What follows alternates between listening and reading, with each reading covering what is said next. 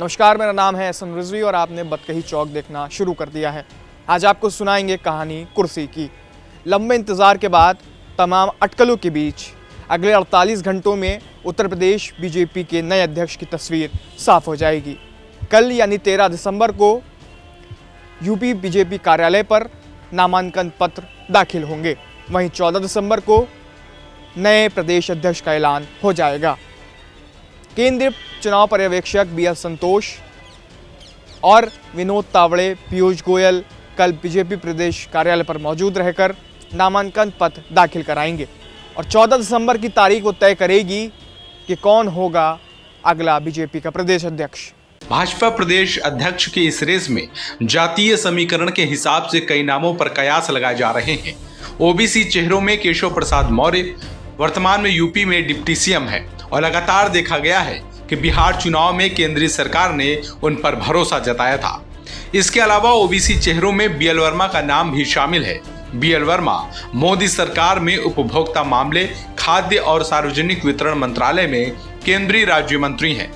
प्रदेश अध्यक्ष की इस रेस में पंकज चौधरी का नाम भी तेजी के साथ चल रहा है। पंकज चौधरी महाराजगंज से सांसद हैं। हालांकि पंकज चौधरी पूर्वांचल से आते हैं और लोगों का मानना है कि मुख्यमंत्री और प्रदेश अध्यक्ष दोनों ही पूर्वांचल के नहीं होंगे। इसके अलावा ब्राह्मण समाज से पूर्व सांसद हरीश द्विवेदी और यूपी बीजेपी महामंत्री गोविंद शुक्ला संभावित उम्मीदवारों में माने जा रहे हैं। हाल ही में साध्वी निरंजन ज्योति की अमित शाह से हुई मुलाकात के बाद से उनके नाम की भी चर्चा तेज हो गई है। देखिए, उत्तर प्रदेश में भारतीय जनता पार्टी के प्रदेश अध्यक्ष की खोज पिछले करीब 7-8 महीनों से ज्यादा समय से हो रही है। कौन अध्यक्ष होगा, ये अक्ष प्रश्न है। कई तरीके के नाम चर्चा में हैं, कई तरीके के जातीय समीकरण चर्चा में हैं, लेकिन मुझे लगता है कि जो अंतिम नाम होगा वो बिल्कुल चौंकाने वाला होगा। शायद इन चर्चित नामों में से न हो कोई पुराना विद्यार्थी परिषद का कार्यकर्ता हो या वहां से आया हो पार्टी में या कुछ ऐसा, लेकिन ओबीसी रहेगा। इस बात की संभावना पूरी है क्योंकि उत्तर प्रदेश के मुख्यमंत्री क्षत्रिय हैं, तो ब्राह्मण होने की संभावना भी बिल्कुल कम है। ओबीसी हो सकता है क्योंकि समाजवादी पार्टी जो है ओबीसी बेस के आधार पे सब भाजपा को चुनौती दे रही है। और जो भी प्रदेश अध्यक्ष होगा उस पे लोकसभा चुनाव का जो रिजल्ट आया था उसकी छाया में उसका नाम निकल के आया होगा, ऐसा माना जा सकता है।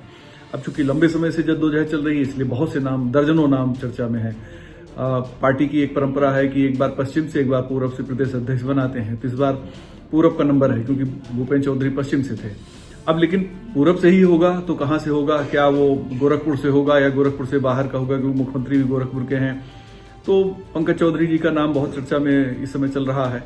कुर्मी हो सकता है, लोध हो सकता है, निषाद हो सकता है, लेकिन वो जो मौजूदा समीकरण है उसमें फिट कैसे होगा और पार्टी को लीड कैसे करेगा, योगी आदित्यनाथ के साथ उसके तालमेल कैसे होंगे, कार्यकर्ताओं को कैसे जोश भरेगा, जो चैलेंजेस हैं 2027 के उन सारी चीजों को कैसे करेगा, इन सारी चीजों को शायद हाईकमान ध्यान में रख के नाम फाइनल करेगा। ये सिर्फ एक पद नहीं बल्कि एक वो शख्स होंगे जिनकी सरपरस्ती में 2027 का चुनाव भाजपा रण में लड़ने का काम करेगी। और 14 दिसंबर की तारीख तो महज एक औपचारिकता है।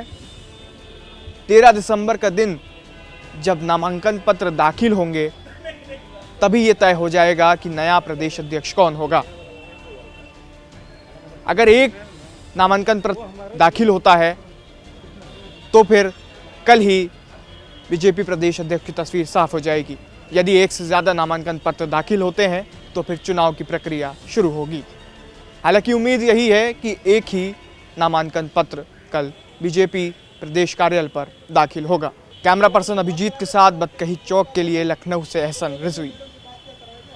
This video is sponsored by Ram Group of Companies, co-sponsored by Nature House and Bhaiya Ji Silver Coated Ilachi.